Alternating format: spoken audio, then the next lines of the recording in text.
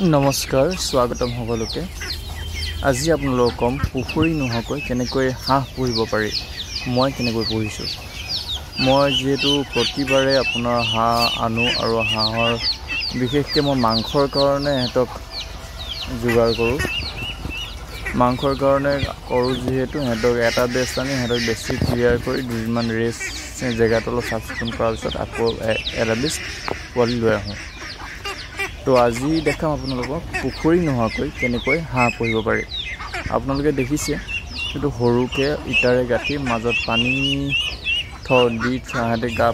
ধুব পৰাকৈ পানী ৰাখিব পৰাকৈ কৰি দিছোঁ তো ইয়াতে হেঁতি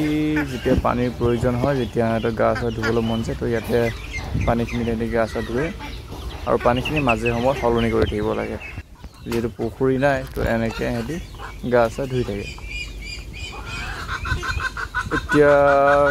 বৰ্তমান আপোনাৰ হাঁহ আছে 100 পিস বাকিখিনি আপোনাৰ হয়তো সাইডত আছে চাগে তো ইয়াতে হেঁতি এনেকৈ গা চা ধুই অলপ আগত দানা দিছোঁ তো দানা খাই মেলি সিহঁতি অলপ ৰেষ্ট লৈছে তো বাকি দুটা মানে গা ধুই আছে আপোনালোকে দেখিব পাইছে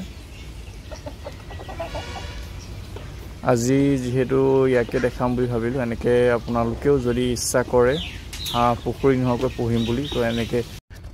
ইয়াতে মোৰ হাঁহ কেইটামানো আছে য'ত সিহঁতি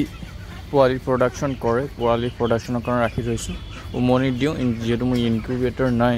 তো সিহঁতৰ উমনি দি পিনে পোৱালি উলিয়াওঁ সিহঁতৰ প্ৰতিবাৰে ক'ব গ'লে 20টা 25টা বা 30টা ওপৰত পোৱালি উলিয়ায় বাকী যোৱা আগতেতো দুজনীকে মই উমনি বহাইছিলোঁ তো এইবাৰ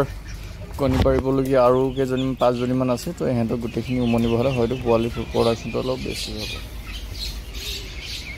এটা যদি পোৱালি এনেকৈ উমনি দি পিনে উলিওৱা হয় তো আপোনাৰ লাভৰ পৰিমাণটো হাঁহ পুহিলে লাভৰ পৰিমাণটো বহুত বেছি বাঢ়ি যায় কাৰণ পোৱালি কিনি অনা কষ্টিংটো যিহেতু বাচি যায় আৰু সিহঁতৰ সৰুতে পোহাই আহিলে সিহঁতৰ মডেলিটিটো অলপ কমি যায় তো আজিলৈ ইমানখিনি আছিল ভিডিঅ' চাই দেখিব আৰু যিমান পাৰোঁ দি যাম দেখুৱাই যাম ধন্যবাদ